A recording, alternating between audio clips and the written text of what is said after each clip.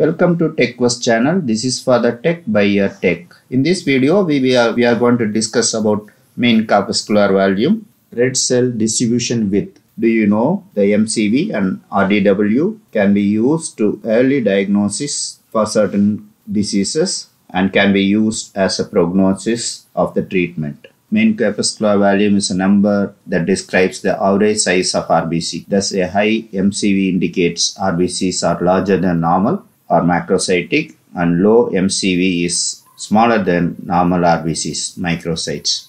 The MCV test is especially combined with other number of complete blood count tests can be helpful in both diagnosing anemia and planning treatment or predicting prognosis with other medical conditions. Mean corpuscular volume is a measure of average volume of RBC. To calculate MCV, the hematocrit PCV is divided by RBC count in millions per cubic millimeter and multiply by 10 if you are doing manually. The MCV is determined in autoanalyzers. Some of autoanalyzers have the facility to pass the RBCs one by one through a small aperture and generate a signal directly proportional to that volume. Some autoanalyzers measures using refracted, diffracted or scattered light system. The complementary test. MCV is not used alone. It is interpreted along with other tests performed in CBC test. RBC count, hemoglobin, hematocrit, MCHC, that is mean corpuscular hemoglobin concentration, red cell distribution width, RDW are also important to correlate with other diagnostic methods. There are some limitations for MCV interpretation.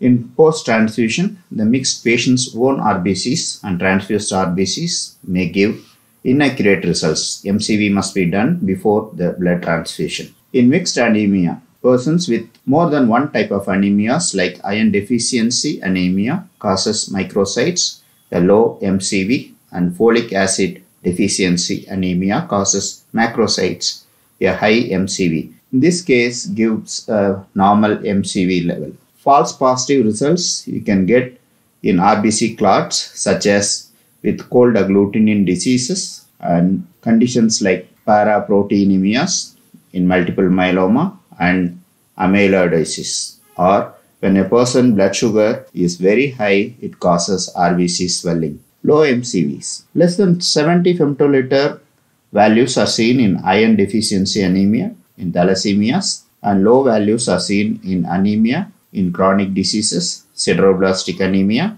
lead poisoning, spherocytosis. High MCV levels are seen more than 125 femtoliters in vitamin B12 deficiency, folate deficiency, or in cold agglutinin disease.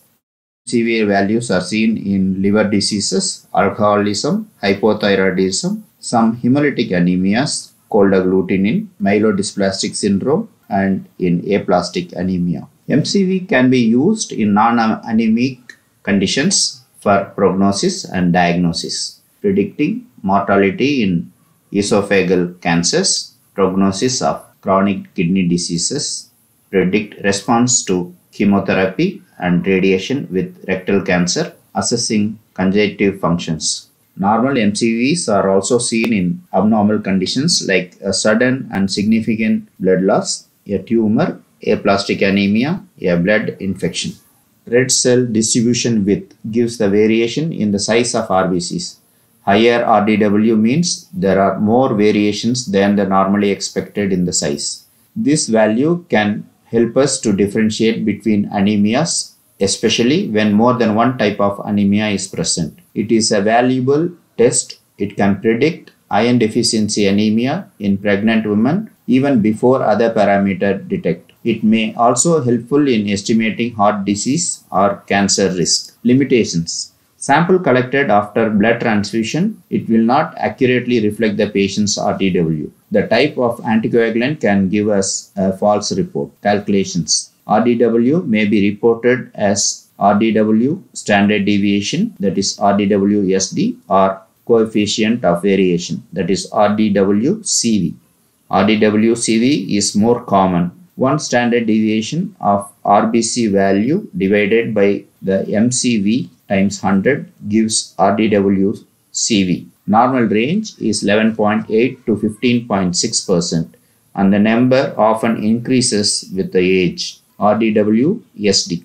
Reference range is 39 to 46 femtoliter. It is a measurement of the width of the red cell distribution curve in femtoliters at the point that is 20% above the baseline. RBCs are usually fairly uniform in size, and an increased anisocytosis, the RDW can mean some types of anemia as well as general sign of inflammation. Normal RDW with anemias are some type of thalassemias, anemia of chronic disease, liver diseases, alcohol abuse anemia, aplastic anemia.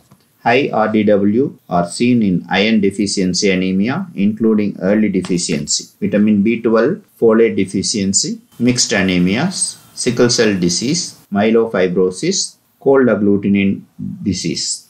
Mixed MCV and RDW. Using combination of RDW and MCV is very helpful in differentiating some types of anemia. High RDW and low MCV are seen in iron deficiency anemia, beta thalassemia, or hemoglobin H in sickle cell anemia. High RDW and normal MCV seen in early iron deficiency anemia, early B12 or folate deficiency, blood loss, or hemolysis. High RDW and high MCV values are seen in vitamin B12 deficiency, folate deficiency, immune hemolytic anemia. Normal RDW and low MCV are seen in anemia of chronic diseases, thalassemia, hemoglobin heat rate. Normal RDW and normal MCV seen in acute blood loss, anemias of kidney disease,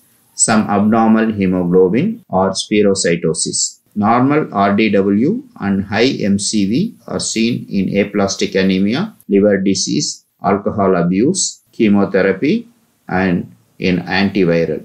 Predictive value of RDW SD, standard deviation. It is a strong predictor of heart failure in people with heart disease and also predicts the risk of heart disease developing in people with high blood pressure. In blood-related cancers, lung cancers, and colon cancers, a high RDW may signify a poor prognosis. Thanks for watching. Please do write your questions, feedback in the comments and subscribe TechQuest channel.